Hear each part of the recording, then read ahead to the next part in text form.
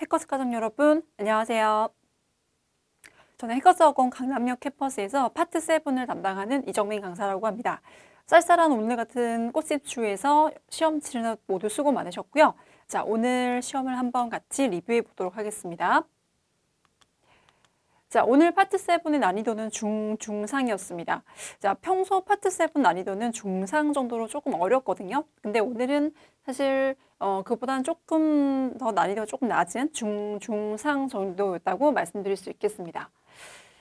그래서 이제 평균 시험 난이도에 비해서는 높지 않은 편이었지만 어쨌든 간에 파트 7 같은 경우에는 지문이 길고 그다음에 또 읽는 시간이 많이 소요되고 그다음에 또 우리 앞에 LC랑 파트 5, 6를 풀고 나서 이제 진행이 되는 부분이 있으니까 많은 학생들이 좀 지치기도 하고 그리고 또 800점 미만의 특히 학생들은 난이도에 상관없이 파트 7은 항상 어렵다 이런 생각이 아마 들었을 것 같은데요.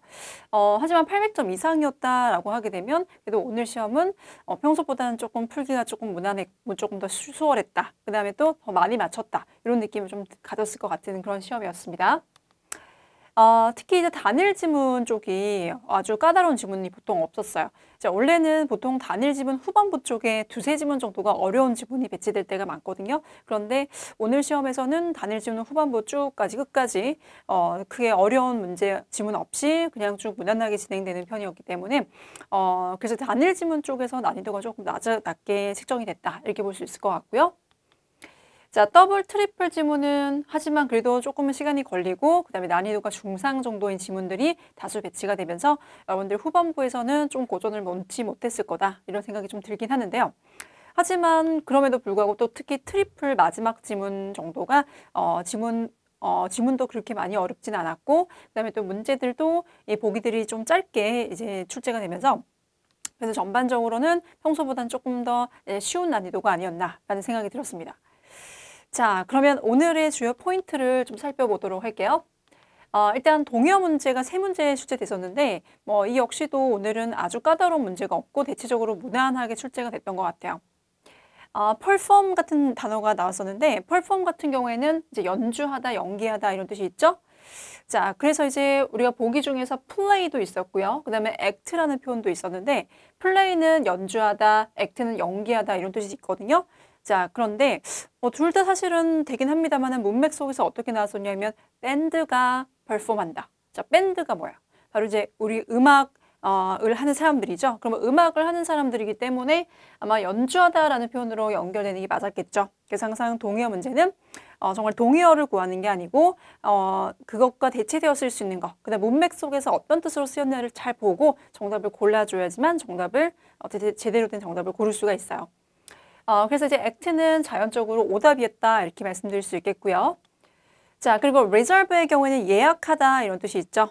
자, 그러면 원래 보통 reserve 하게 되면 토익에서 잘 나오는 다른 표현이 하나 있는데 book이라는 표현이 있어요.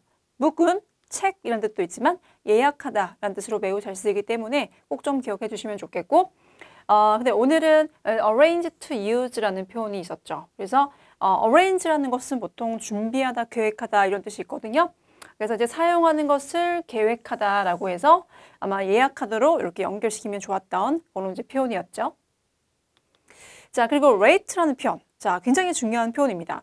rate는요, 비율이라는 뜻도 갖고 있죠. 그래서 우리가 보통 interest rate 하게 되면 이자율이라는 뜻도 있지만 근데 이제 요금이라는 뜻으로 쓰이기도 해요. 그래서 여러분들이 꼭 기억하셔야 되고 자, 그래서 이제 가격, price라는 표현으로 연결될 수 있었다. 이렇게 좀 기억해 주시면 좋겠고 그 다음에 rate 같은 경우에는 또 보통 또 평가하다라는 뜻으로도 많이 쓰이거든요.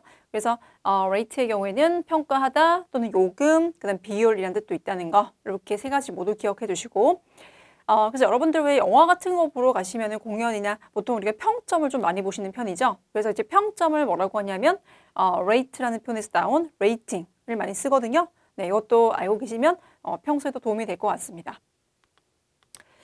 자, 그 다음에 이제 우리 패러프레이징이 또 많이 등장하죠. 제 표현들. 그래서 파트 7 같은 경우에는 우리가 같은 단어가 정답으로 책정되는 경우는 잘 없고 뭔가 이제 같지만 비슷한 표현으로 바뀌는 경우들이 많죠. 그래야지 여러분들이 정말 독해를 하고 독해 실력을 평가하는 부분이 되는데 오늘 꼭 우리가 주의해야 되고 꼭 암기했으면 좋을 것 같은 이제 그런 이제 표현들을 몇 개 뽑아봤어요.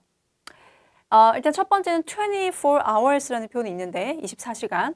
자, 근데 이 표현으로도 잘 바뀌어 나오는 게 around the clock이라는 표현이 있거든요. 자, 이 표현도 굉장히 중요하기 때문에 여러분들 꼭 기억해 주시고 또 빈출된다라는 것도 좀 알고 계시면 좋겠어요. 근데 우리가 시계를 이렇게 다 around, 다 모두 다 이렇게 두른다 이런 표현이 있죠? 그러면 이게 바로 24시간이다. 이렇게 볼 수 있을까요? 그래서 그렇게 한번 연결해 주시고. 자, 그리고 poor weather 이라는 표현이 있는데, 자, 이 표현 같은 경우에는 inclement weather 이라는 표현으로 돼 있는데, 우리가 inclement는 궂은이라는 뜻이에요. 그러니까 나쁜 날씨가 궂은 날씨로 연결될 수 있겠죠? 기억해 두시고. 자, 그리고 experience는 뭐 경험이라는 뜻도 있지만 보통 토익은 비즈니스니까 경력이라는 뜻으로 잘 연결이 되는 표현인데, 그러면 used to work라는 표현이 있거든요. 자, 근데 이때 used라는 표현은 뭐 지금 현재는 잘 하지 않지만 과거에 한때는 뭐 했던 것들, 그 다음에 또 하곤 했던 어떤 습관들 이런 것들을 표현할 때 쓰거든요. 그러니까 일을 했었다 또는 일을 그때 한때는 했었지라는 것은 바로 그 사람의 경력으로 연결시킬 수가 있겠죠. 자, 그래서 used to work, experience 이렇게 같은 묶음으로 한번 봐주시면 좋겠고, 자, 그 다음에 up to 5라는 표현이 있죠. 자, up to는 뭐뭐까지라는 뜻이에요. 그러니까 5개까지만 허용합니다. 만약에 이렇게 쓴다면 6개는 되는 걸까요? 안 되는 걸까요? 이때는 6개는 안 되는 거고 5개는 5개까지니까, 그죠? 그 다음에 또 4개는 되는 겁니까? 그죠? 4개는 되죠. 그래서 우리가 5개까지라고 할 때는 이렇게 6개는 안 된다라고 하시면 되는 거거든요. 그러면 이것은 바로 6개보다 적은이라는 뜻으로 6개 미만이라는 표현으로 볼 수가 있겠죠? 네, 그래서 우리가 up to 5는 fewer than 6로 볼 수 있겠다. 이렇게 정리를 해주면 좋을 것 같아요.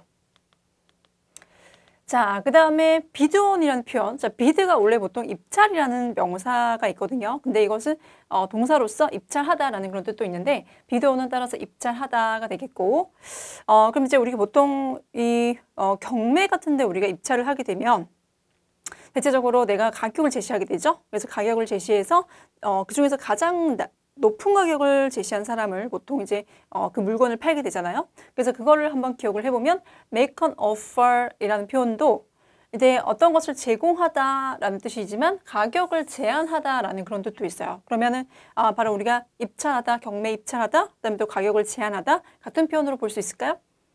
그럴 수 있겠다, 그죠? 네, 그래서 이렇게 이 표현은 사실 우리가 같은 표현으로 묻기가 조금 힘든 표현이긴 했지만 다른 보기들이 일단 정답이 아니어서 여러분들이 이 표현을 몰랐더라도 정답을 골랐으면 참 좋았을 법한 그런 문제고, 아니면 지금 이 표현을 또 기억하면 좋을 것 같아요. bid on, 그 다음에 make an offer. 자, 그리고 또 우리가 이제 move라는 표현이 있습니다. 자, move 같은 경우에는 옮기다라는 뜻이 있죠. 또 뭐 이사가다라는 뜻도 있어요. 근데 이제 여기서는 옮기다였고, 그 다음에 relocate 같은 경우에는 locate가 어떤 것을 위치시키다라는 뜻이 있어요. locate가. 자, 근데 앞에 re가 붙어서 relocate 하게 되면 다시 한번 위치시키는 거니까 어떤 한 장소에서 다른 장소로 옮기는 게 되는 거거든요. 그래서 move와 relocate 같은 표현이다. 이렇게 보면 되겠습니다.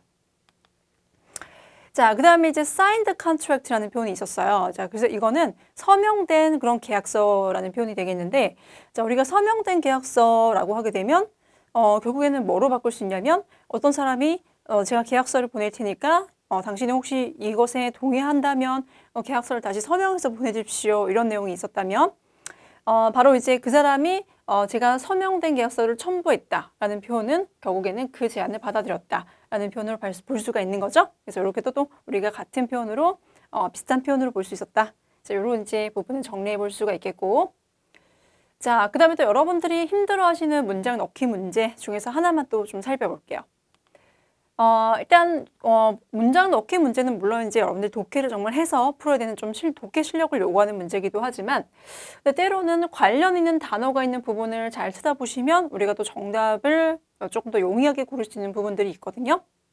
예를 들면 Hackers operates 2 branches in Seoul and 1 in Daegu 라고 한다면 해커스는 2개의 지점을 서울에서 운영하고 있고요. 그 다음에 또 하나는 대구에서 운영하고 있습니다. 라는 문장이 있다. 근데 사실 주어진 문장이 이거였어요. It has the most students in its respective market 이라는 문장이 있다면, 자, 그것은 가장 많은 학생들을 갖고 있어요. 바로 각각의 시장에서 이렇게 돼 있다면, 자, 그럼 여러분들 보세요. 뭔가 좀 관련성 있는